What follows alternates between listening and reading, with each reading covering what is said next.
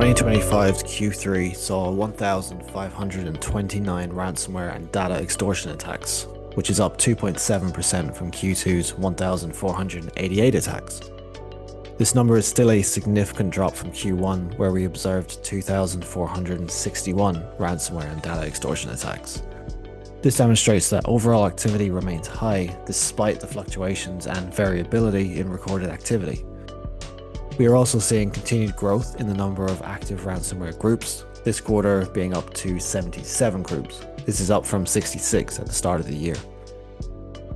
Ransomware is still persistent, and this is largely due to the number of smaller affiliates operating under ransomware as a service models. This upward trend demonstrates how the ransomware ecosystem adapts rather than declines under pressure. Law enforcement disruptions, infrastructure seizures, and internal fractures within major syndicates have not reduced the activity. Instead, they've driven fragmentation and produced more independent and short-lived operations. Many new groups rely on ransomware as a service platforms, which allows affiliates to launch more disrupting attacks at a higher volume than any singular group alone.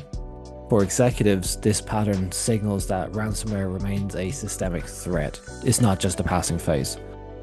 The threat landscape is becoming broader, faster moving, and more decentralized, which demands continuous visibility and rapid response across digital supply chains.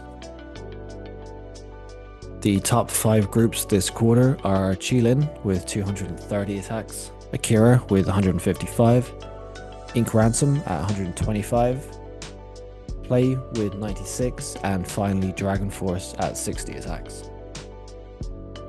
Combined, these top 5 groups represent almost 44% of all recorded incidents this quarter.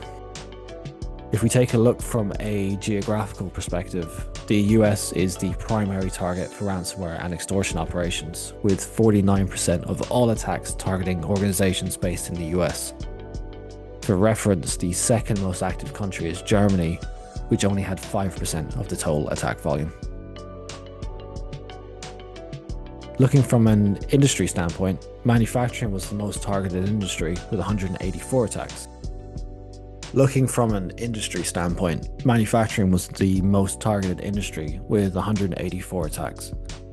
This was followed by the tech sector at 144, construction and healthcare are joint third with 111 incidents each, and this is followed by both legal and finance with 100 attacks respectively. This data shows that there is continued pressure on organizations in sectors with high data value and potential for operational disruption. The Qilin group, who were the most prolific group this quarter, were also the most active in 5 of the 6 top industries. Their broad victim profile reflects the strategy focus on disruption across essential and data-rich sectors rather than any specialization in one field. Qilin's sustained presence across critical industries positions them as one of the most significant threats in the current ransomware landscape, underlining how the attack economy continues to expand despite ongoing global disruption efforts.